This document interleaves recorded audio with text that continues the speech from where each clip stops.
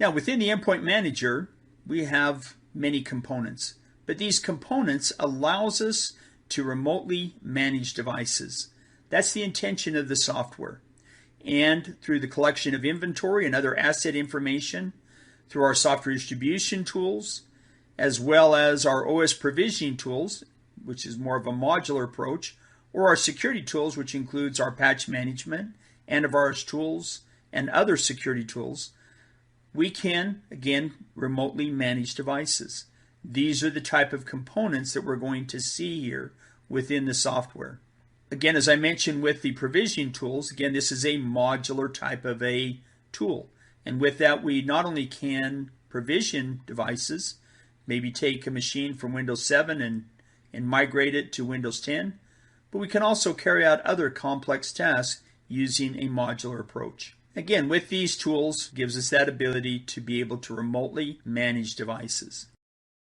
Now, as far as the basic architecture of the Ivanti Endpoint Manager, the first item that we have here is our core server. The core server allows us to go in and drive the services and processes that need to run to allow the software to run correctly. On top of that, we have a database that sits behind the core server and allows us to collect all of the inventory data, as well as all of the tools that, or everything that we create within the software, is also stored in that database. On top of that, we also have our consoles.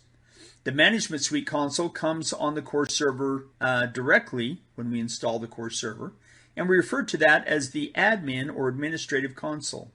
We can also install this Management Suite console on a remote machine, on our own local machine, and we're going to refer to that as a remote console.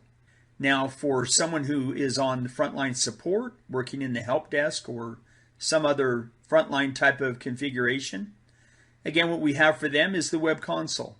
It doesn't have the full functionality of the Management Suite console, but it does give them access to things like the inventory, remote control, schedule tasks, software distribution, as well as being able to run queries and reports. So the web console, again, is a wonderful resource for employees that, or technicians that are working on the front line. Now, on top of that, we have our managed devices. Now, if we have devices, desktops, laptops, tablets, that do not have any Ivanti software on them, we're going to refer to those devices as unmanaged devices. For a machine to be considered a managed device, first off, it has to have an Ivanti agent installed on it. And second, that device needs to send an inventory scan back up to the core server. With these two components in place, the machine now shows up in the console and we're able to manage that device. So again, the two prerequisites for a machine to be considered a managed device is that first, it has an Ivanti agent installed, and second, it's sent an inventory scan back into the core server. Now, when a device is sitting on our network, it's very, very simple through switches and routers to route traffic between that device and the core server.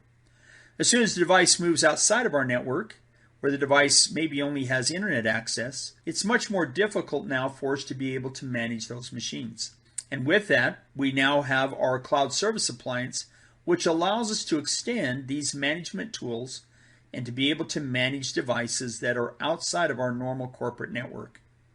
Again, where the device maybe only has internet access, however, we can still manage those devices, and we can extend these tools to those devices.